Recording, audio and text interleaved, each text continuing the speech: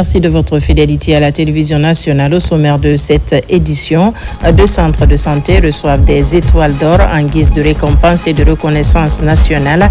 Ces établissements sanitaires se sont distingués sur la qualité de service, de prévention, de prise en charge de la transmission du VIH et de l'hépatite. Fin du projet d'appui à la mobilisation des ressources internes et à la formalisation des entreprises financé par le groupe de la Banque africaine de développement.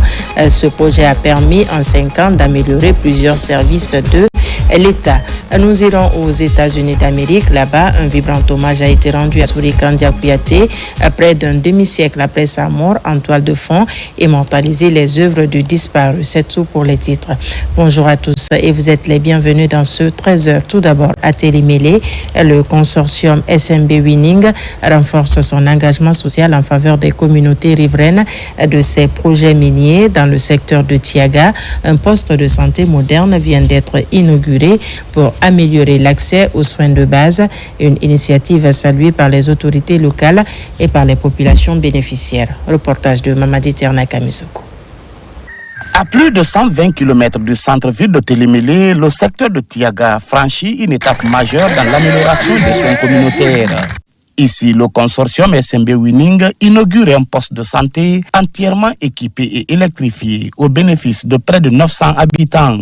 Composé de 8 salles fonctionnelles, cet édifice vise à rapprocher les services de santé des populations rurales longtemps confrontées aux difficultés d'accès aux soins. Ce nouveau poste de santé a été conçu comme un véritable espace de vie et de soins doté d'une infrastructure complète comprenant une pharmacie, une salle d'observation, une salle de consultation, une salle de soins et d'injection, une salle de vaccination et consultation prénatale, une salle de travail ainsi qu'une salle dédiée à l'accouchement et une salle d'accoucher. La santé communautaire constitue un pilier essentiel du plan d'action sociale 2025 du consortium. Au-delà de l'infrastructure sanitaire, ce projet s'inscrit dans une dynamique de bon voisinage.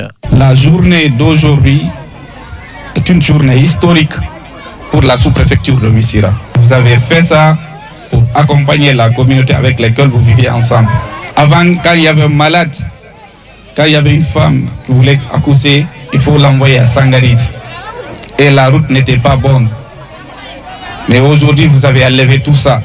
Je remercie tout et chacun. Ce que je demande à la communauté, c'est un bijou qu'on nous a donné. Le bijou là doit être bien entretenu.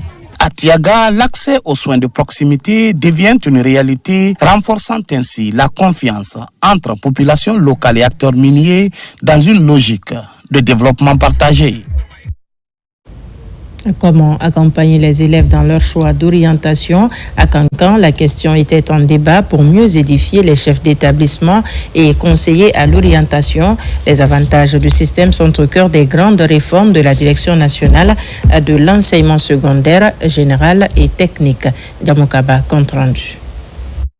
À la direction préfectorale de l'éducation de Kankan, les chefs d'établissement et conseillers à l'orientation reviennent en classe pour un choix objectif des programmes d'enseignement scolaire. Les élèves sont au cœur du système pour instaurer un socle commun des connaissances. Les chefs d'établissement, les conseillers, leurs adjoints, les conseillers à l'orientation, les censeurs représentent un maillon fort de la réussite du système éducatif. Le département a pensé à outiller ces cadres pour que l'orientation de nos élèves vers les filières de vie soit vraiment soignée. De pouvoir orienter les élèves nouvellement admis dans les établissements secondaires avec la diversification des filières pour que ces enfants qui ne connaissent pas, qu'est-ce qu'ils veulent. Il y en a qui font des choix parce qu'ils ont un ami qui est à côté, sans tenir compte de leur maîtrise en ces matières. Le projet est porté par la Direction nationale de l'enseignement secondaire, générale et technique. En quête perpétuelle de l'excellence, les autorités renouvellent leur soutien pour développer le capital humain. Aujourd'hui, les établissements reçoivent des subventions. Quand un établissement reçoit des subventions, il faut outiller le chef d'établissement sur des projets d'établissement. Donc la formation, c'est dans ce sens-là. Comment monter des projets d'établissement au niveau des établissements pour pouvoir mettre en œuvre la politique du gouvernement en matière d'enseignement secondaire. Par cette remise à niveau et d'autres réformes structurelles, l'amélioration du capital humain et de la productivité se matérialise en vue de l'émergence du pays.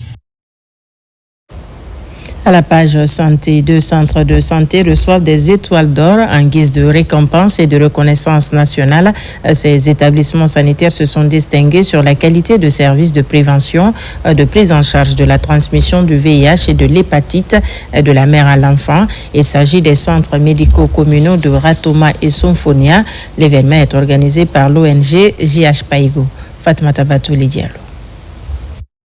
C'est un jour particulier pour les centres médicaux communaux de Ratoma et de Sonfonia. Ces établissements publics viennent de bénéficier chacun l'une des plus hautes distinctions du secteur sanitaire. Les étoiles d'or, une récompense de JPAIGO qui salue la qualité des services de prévention et de prise en charge de la transmission du VIH et de l'hépatite de la mère à l'enfant. Cette performance est le résultat de sacrifices, de lutte de garde, de défis surmontés, d'innovations mises en œuvre, d'efforts constants pour améliorer la qualité des soins, la gestion, la sécurité des patients et la satisfaction des usagers. L'octroi de ces étoiles n'est que le début d'un long processus, car la présence de l'étoile ne signifie que des services de qualité sont offerts dans la structure en comparaison à d'autres structures. Il revient donc à noter qu'il sera procédé des évaluations annuelles des sites performants. Cette distinction prestigieuse confirme le rôle fondamental de ces structures médicales dans l'accès aux soins pour tous. Un symbole puissant qui vise à promouvoir l'excellence et la reconnaissance d'un engagement quotidien. Cet engagement ne relève pas seulement d'une obligation sanitaire, il est une question de justice, de dignité humaine et de responsabilité intergénérationnelle. Je voudrais adresser mes félicitations et remerciements aux organisateurs de l'ONG JH Paigo à accompagner l'État dans sa vision et sa mission de renforcement du système de santé. À travers cette initiative, l'ONG JPAIGO compte créer l'émulation entre les structures sanitaires du pays pour garantir un accès aux soins de qualité et renforcer la confiance des habitants envers les services publics de santé. La Guinée accélère sa transition numérique dans l'enseignement supérieur. Le projet UNIV Connect a été officiellement lancé, porté par l'Agence nationale du service universel des télécommunications et du numérique. L'objectif est d'améliorer la qualité de l'enseignement et de la recherche en connectant les universités guinéennes à des infrastructures numériques modernes et fiables. Marie-Angélique Bangora et Aboubakar Sidiki Souma. Maître d'ouvrage du projet, l'Agence nationale du service universel des télécommunications et du numérique en soutane pilote cette réforme numérique majeure visant à connecter 17 universités et institutions d'enseignement supérieur au bénéfice de plus de 80 000 étudiants à travers le pays. C'est un projet qui est structuré en deux composantes. Vous avez la première composante qui est ici l'interconnexion entre les différentes universités et les instituts d'enseignement supérieur. Donc cette première composante facilite l'échange de données entre ces différentes institutions sans nécessairement passer par la connexion Internet qu'on appelle l'interco, qui est justement ici cette bibliothèque au contenu indéfini et qui représente également une dorsale de compétences numériques. Ce sont plus de 200 commutateurs et plus de 500 bornes Wi-Fi Access Point de dernière génération qui ont été installées pour garantir la connexion partout, tant en intérieur qu'en extérieur. Mis en œuvre avec l'appui technique de Skynet, le projet affiche déjà 85% de taux d'exécution dans le déploiement de la fibre optique, intégrant des solutions innovantes, notamment basées sur l'intelligence artificielle pour garantir performance et résilience. Les capacités prévues répondent à la taille et aux besoins de chaque campus et atteignent pour plusieurs grandes universités les débits les plus élevés jamais alloués à des institutions publiques éducatives dans notre pays. Au total, c'est plus de 2 gigabits de bande passante qui seront déployés à l'échelle nationale pour soutenir l'apprentissage, la recherche et l'innovation. À ce jour, 13 universités sont raccordées, dont 9 sites pleinement connectés. La finalisation complète du projet est prévue pour le 2e trimestre 2026. En appui à cette dynamique, l'Ansouten a procédé lors de ce lancement du projet Univ Connect à un tirage au sort offrant des ordinateurs et des tablettes aux étudiants pour encourager l'appropriation du numérique dans leur apprentissage. Je vous l'annonçais dans les titres, fin du projet d'appui à la mobilisation des ressources aux internes et à la formalisation des entreprises financé par le groupe de la Banque africaine de développement. Le PAMORIF a permis en 5 ans d'améliorer plusieurs services de l'État en lien avec la fiscalité et le développement des entreprises. Son rapport d'achèvement vient d'être présenté. Abdul Karim Kamar. Depuis 5 ans, l'on trace les sillons devant consolider le cadre macroéconomique du pays. Aujourd'hui, ces réformes débouchent sur l'élargissement de l'assiette fiscale, l'amélioration des systèmes de contrôle, d'audit des recettes fiscales et de l'accès à la commande publique pour les PME locales. Des éléments de réforme portés par le projet d'appui à la mobilisation des ressources internes et à la formalisation des entreprises PAMORIF, dont le rapport d'achèvement est ici présenté. Avec les bénéficiaires, il y a eu quelques soucis par rapport à l'envoi et à la transmission donc, des déclencheurs. Nous avons vraiment tiré des enseignements par rapport à ces aspects. Le consultant, il a fait une évaluation très objective par rapport à certains critères, la pertinence, l'efficacité, l'efficience, et tous ces critères ont été vraiment atteints. Et c'est en fonction donc de l'attente, des attentes du bailleur et du gouvernement guinéen. Ici sont réunis les services bénéficiaires du PAMORIF, la Direction générale des impôts, celle de la douane, la Cour des comptes, l'autorité de régulation des marchés publics, l'APIP, auquel les résultats du projet, son impact et les enseignements tirés de sa mise en œuvre sont présentés. La Direction générale des douanes a bénéficié de plusieurs formations en matière de produits pétroliers, le produit minier, la formation sur la cybercriminalité, sur sécurité et les logiciels. Et en même temps, la douane a bénéficié le paiement de SOCLAS qui a permis de former plusieurs jeunes informaticiens. La douane a réalisé un grand bond dans ce qui est de recouvrement des recettes. Donc aujourd'hui, il y a une grande satisfaction au niveau de la direction générale. Mise en œuvre par l'unité de coordination et d'exécution des projets et financée par le groupe de la BAD, le PAMORIF qui cadre aussi avec le programme de référence intérimaire prend fin le 29 décembre 2025. Et puis la structure des engagés poursuit sa dynamique d'explication des réformes publiques enregistrées en Guinée. Récemment, plusieurs secrétaires généraux des différents départements ont échangé sur les grandes réalisations et les perspectives de la gouvernance du président Mamadi Doumbouya. C'est un reportage d'Alpha Siagaba et de Mamadou Alpha Baldé. Devant des retraités et autres agents publics et privés, des secrétaires généraux des différents départements ministériels prennent la parole à tour de rôle. L'objectif est bien visible, expliquer toutes les réformes majeures réalisées ou en cours de réalisation dans différents domaines à travers le pays.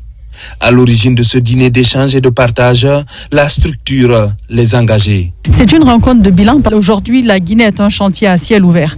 Partout, les immeubles pilules, partout nous avons du béton et du bitume sur les routes. Partout, nous pouvons voir de nos yeux les réalisations qui ont été faites, les infrastructures qui ont été construites, les problèmes qui ont été débloqués, les politiques publiques qui ont apporté une solution aux différentes difficultés que vivaient les Guinéens. À ce dîner, les impacts positifs dans le secteur minier sont évoqués. La société minière Nimba Mining est prise en exemple. Personne ne pouvait imaginer qu'on allait pouvoir retirer la concession de GAC et au lendemain créer une société minière, 100% guinéenne.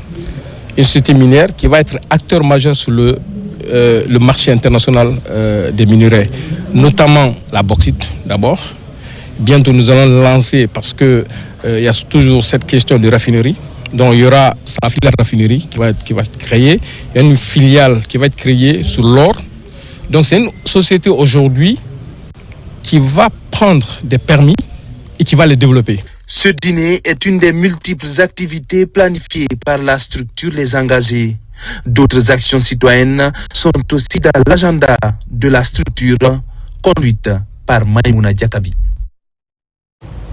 Un lancement officiel à Conakry des activités de la Fondation Président Mamadi Doumbouya pour la science et la culture africaine. Les membres de cette organisation ambitionnent de soutenir les enfants en situation difficile. Le coup d'envoi des activités est donné par la lecture du Saint-Coran.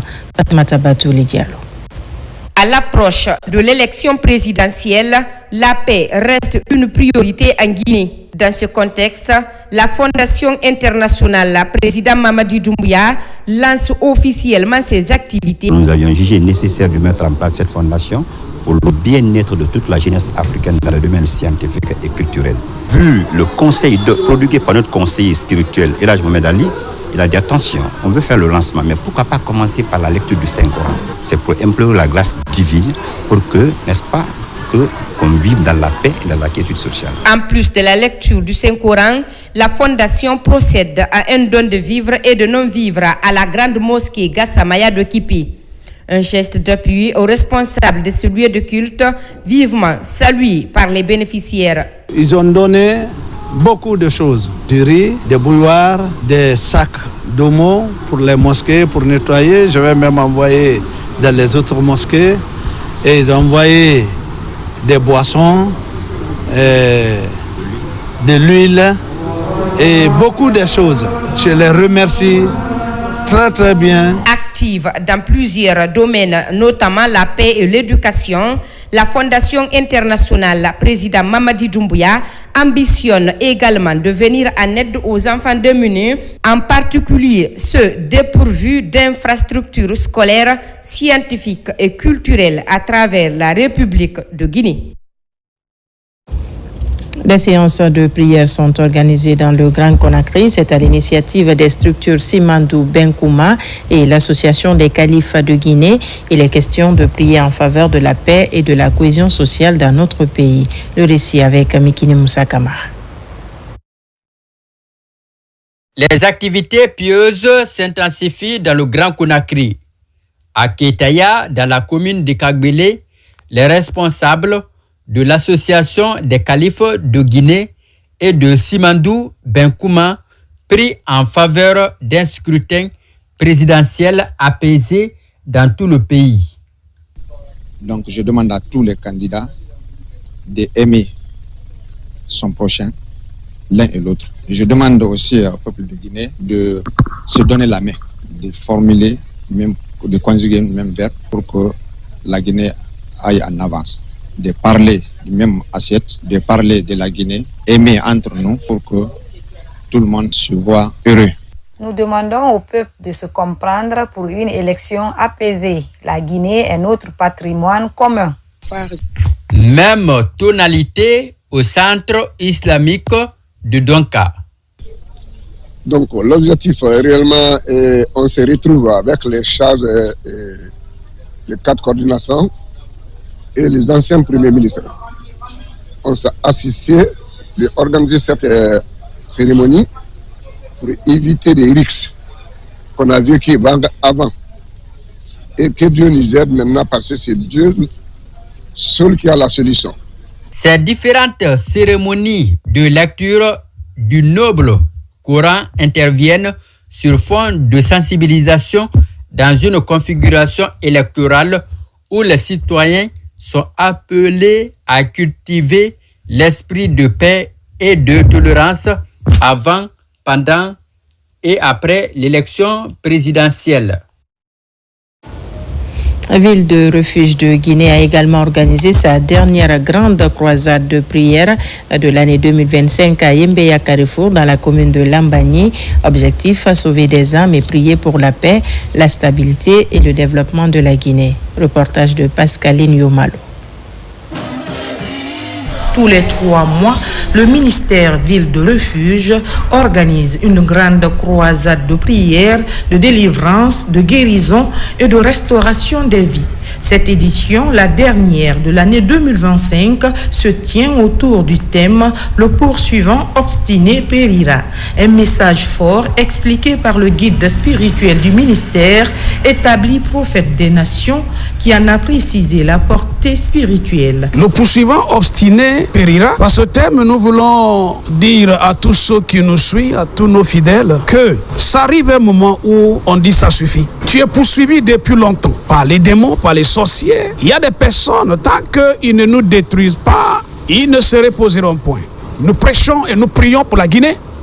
Et Dieu me l'a dit, je le prophétisais, la Guinée est choisie pour être une première nation en Afrique dotée d'une richesse énorme que le diable détruit, mais que l'Éternel va ramener et que cette nation connaîtra le vrai bonheur et la vraie victoire. Au cours de ce programme, plusieurs orateurs invités ont également apporté leur contribution à travers des enseignements et des moments de prière. Dans la ville de refuge, c'est un honneur et un privilège. Nous bénissons le Seigneur et nous sommes dans une grande joie vraiment de partager ce moment avec ses fidèles, avec le peuple de Dieu. Vous savez, dans la vie, il y a toujours des gens qui nous poursuivent, souvent à cause des succès, à cause de nos réussites. Nous avons l'assurance aujourd'hui que le Seigneur prendra notre place, il combattra pour nous et il nous donnera une grande victoire. Pendant 6 jours de prière intense, chrétiens et musulmans venus de la capitale et de l'intérieur du pays ont participé à cette rencontre spirituelle marquée par des temps forts de communion et de recueillement. Depuis lundi,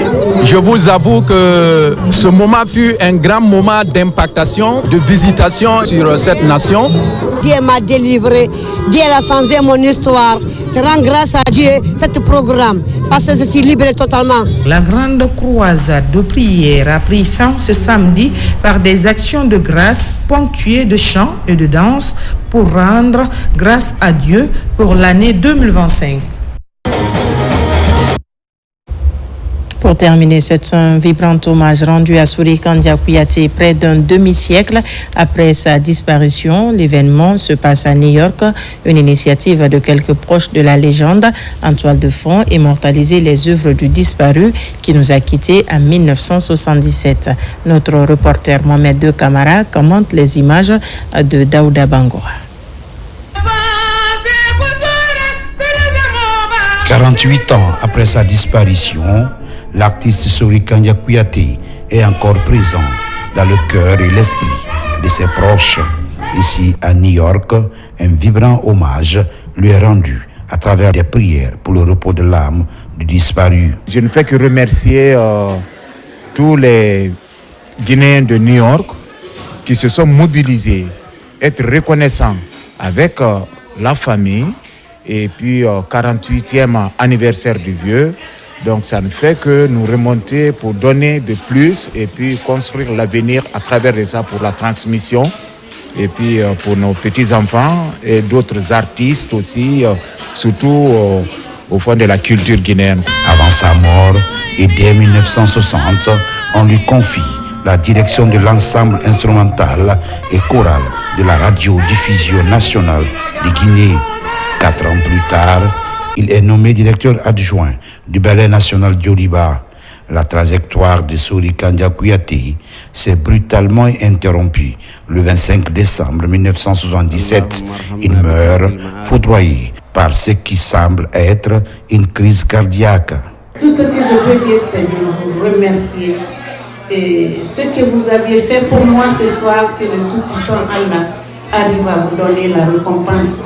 Il y a un adage qui dit que tant que tu peux faire du bien, il faut le faire. N'attends pas une récompense. Seul le bon Dieu, le Tout-Puissant Allah, notre Créateur, qui peut te donner la récompense. Et ça serait la meilleure récompense. Médaillé d'or au Festival international des folklore en Italie en 1964, médaillé d'or du Festival panafricain d'Alger en 1969, Grand Prix de l'Académie Charles Cros en 1970, avec sa voix suave et sublime.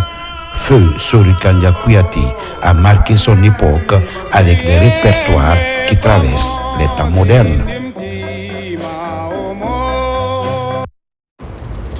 Voilà qui met fin à ce journal. Merci de nous avoir reçus chez vous. L'actualité se poursuit sur notre site le www.rtgguinée.info.